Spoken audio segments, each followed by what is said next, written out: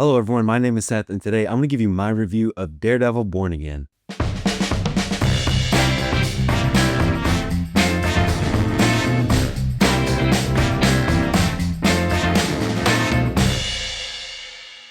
After what felt like an eternity, we finally have Daredevil back on our TV screens. And if you're anything like me, you were super excited whenever they announced that this show was coming. And I absolutely couldn't wait. So the question is, does it live up to the hype? Does it live up to the Netflix show? And I think it does. But before we go any farther, go ahead and like this video, hit subscribe, and hit the bell icon so you never miss a video. We're getting closer and closer to 300 subscribers, so if you're new here, please consider subscribing, and if you're not new, share this video around with any friends or family. It could really help the channel grow, and it'll absolutely make my day. So this show takes place a few years after the Netflix series and after his appearances in Spider-Man Far From Home and in She-Hulk. If you're plugged into any of the film or TV news, you are aware that this show had a pretty major creative overhaul. They started this show under the Bob Chapek version of Disney. Reportedly, the original version of this show not only barely had Matt Murdock as Daredevil, he didn't even put on the suit until like well over halfway through the show. Once Disney fired Bob Chapek and they brought back Bob Iger, Kevin Feige got his creative control back, and Kevin Feige said, stop what you're doing, like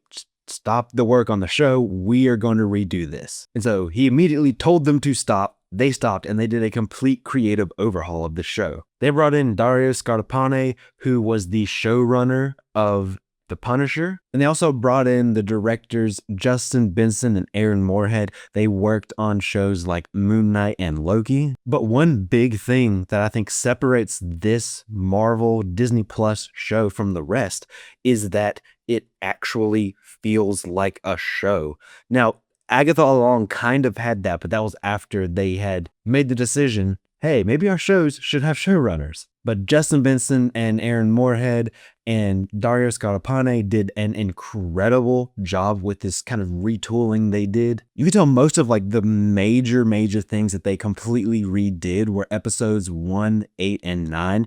And those actually just so happened to be probably some of my favorite episodes. But honestly, I gotta say, I really loved all of the episodes. I think honestly, there are a few times in this season where you can see the seams of where they kind of had to force these two versions of the show together. There's a few times where you can tell like, yeah, they filmed this later. They filmed these two actors completely different times. Sometimes it's something as simple as a conversation between characters. You could tell, oh, all of this with this one character was from the original version of the show, but all of this from another character is from the retooling. I think it's a few of the middle episodes where it's a lot more apparent, where you can see the seams of these shows. But overall, I think they did basically as good of a job as they could given the situation. But they did just such a fantastic job, really, of combining kind of some of what they had, kind of cherry picking what they wanted to keep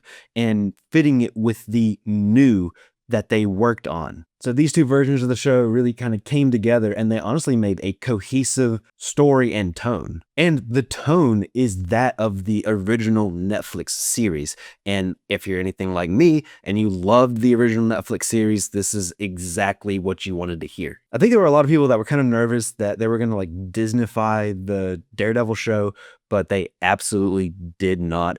If you didn't know any better, you just thought that this was the same thing as the original. The tone of this whole show was very mature, and they kind of trusted the audience to just get it. But this show was also very violent, and there's something that happens in the last episode that might be the most violent thing I've seen on TV. Like, I was watching it and I just had a moment in my mind. I was like, this is on Disney Plus. But overall, I think they absolutely nailed the tone. I'm incredibly happy with that. I think they treated these characters with so much care. Everything with Matt in this series is so good, and we spend a lot of time with him. We really get to dive deep into his character. They really push him as a character, and they put him in some tough situations, and I loved it. That's exactly what I want to see I love how he even had this kind of internal debate with himself about whether or not he should even be Daredevil. In the same kind of tone that they tackled all of the other characters, they did the same with Frank Castle in this. They even tackled a storyline. It's from the comics, but they use it a little bit here of some corrupt cops using Punisher's logo. But I feel like even though Frank Castle wasn't in the show a ton, they really got the most out of this character in the time he's in it. There was even like a great scene between Matt and Frank, probably about halfway through the show, and it honestly kind of made me tear up a little bit. I think them diving deep into our main characters and us really kind of getting to know them even more at a core level is really what helps this show thrive. It just brings a lot of extra depth to the show. They do some really good stuff with Kingpin here. We kind of are kept in the dark about his motivations for running for mayor for the majority of the show, but they keep us on edge every time he's on screen. They do such a great job at keeping him just a really complex and intimidating villain, even during the times where he's not seeming to act too much like a villain. He's actually trying to act like a political candidate a little bit. But I love everything they did between Vanessa and Wilson Fisk. That relationship is incredibly messy. It's incredibly complex, and I loved it. The way they use Bullseye in this is really great. He's just kind of this agent of chaos that kind of hangs over the whole show. And we also get some absolutely fantastic stuff with Hector Ayala, which is the White Tiger. His story is just so beautifully told, and it's absolutely heartbreaking as well. Those are really the big character highlights for me in this season. I do wish we got more from Muse. I think everything we got from him was really cool. He's a really creepy villain. There's a lot to him, but we really don't get to dive too deep into it. And I just wish we had more from him. And I'm hoping we could potentially get more from him in a season 2, or maybe down the line if they go further, season 3, season 4, something like that. But I don't know if we will or not. This show really does kind of focus on Matt Murdock and Wilson Fisk. But if you've seen the show and you know Muse's story from the comics, you kind of know what I'm getting at here. But I would love to see more from Muse. He's just a really cool character. We didn't get a ton with Foggy and Karen in this season. They both will be back for season 2. That's already been announced. But everything we did get with those two were really good. I just really love where they took Matt in this story, and I can't wait to see where they continue to push him going forward into season 2. We do end this season on a huge cliffhanger, and I will say that's maybe one thing about the finale that maybe is a slight negative.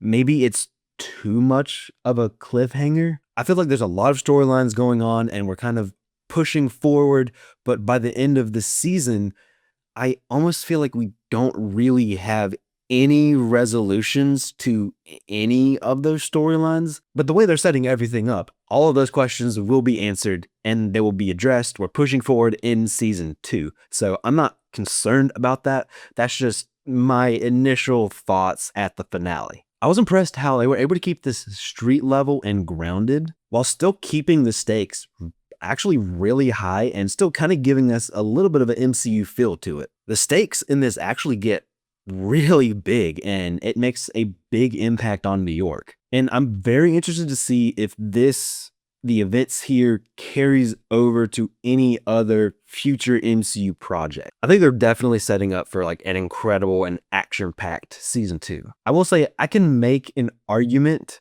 like inside this world, inside this story, as to why Spider-Man isn't there. But I will say with how high the stakes seem to be, if, and let's be honest, when he doesn't show up, when Spider-Man is not a part of this story, I think they do kind of have some explaining to do, because I think the stakes are that big, honestly. One of the big things I think that just makes this show work so well are the performances. Charlie Cox has not missed a beat at all. Yeah, of course, he's shown up in She-Hulk and in Far From Home, but he really gets to dive deep into Matt Murdock again in this show, and he does an incredible job. Like I said earlier, they put Matt in some really tough situations in this season, but with every twist and turn in this story, with every situation they put Matt in, Charlie Cox absolutely nails it. He does such a great job. He has the charm, he has the brooding. I just honestly think Charlie Cox was born to play Daredevil. I'd have a hard time picturing anybody else playing this character. And speaking of being born to play characters, Vincent D'Onofrio absolutely was born to play Kingpin. He's such a talented actor, and he brings that here. He brings so much complexity to the character of Wilson Fisk. He's so honestly scary and intimidating, and even in the scenes where he's not playing a straight up villain, you're still on edge. John Bernthal is somebody else who's absolutely incredible. He really understands the character of Frank Castle. We've seen it before, but in this show, he really taps into so much emotion, and it's honestly impressive. But like I said, honestly, everybody in this is good. They give a good performance. There's not really a weak link here, and that's just what helps to make this show so good. I think the filmmaking in this season is really good. They get creative with the camera work and the editing. I really love the few times where, like, visually they show Matt using his powers. That's some really fun filmmaking, and they do a really good job with the audio during those moments as well. They have some great use of color in this season, but particularly in one episode, they use a lot of blue for Bullseye, they use a lot of white for Kingpin, a lot of red for Daredevil, and it's just very visually pleasing. As you would expect, the action in this show is incredible. It's really fun and brutal, but it's also grounded at the same time. But while it's still grounded, it still can be a little bit flashy from time to time, and I just love it. It's like a perfect blend of the two. I love the way all of the action sequences are filmed. It's very clean, and you never get lost in the action. Overall, I really loved this show. This was honestly everything that I wanted it to be. This is like a perfect continuation of the Netflix show, and I think this is an absolute win for the MCU and for Disney Plus and Marvel. Charlie Cox and Vincent D'Onofrio are just amazing. They're born to play these characters. The action is great. The tone is exactly what you would want. My biggest complaint is, yeah, you can see the seams of where these two shows were kind of melded together. But honestly, I think they did do just about as good of a job as you could given the circumstance. I think if you loved the Netflix show, then honestly, you're gonna love Daredevil Born Again. I loved it, and I absolutely can't wait for season 2, coming out already confirmed in March of next year. But that's it. That's my review of Daredevil Born Again. Have you seen this show? Let me know what you thought in the comments section down below. I'd love to have a conversation with you about it. Thank you so much for watching. I really appreciate it. Don't forget to like this video, hit subscribe, and hit the bell icon so you never miss a video. You can follow me on social media pretty much anywhere at CinemaSeth, and I'll see you next time.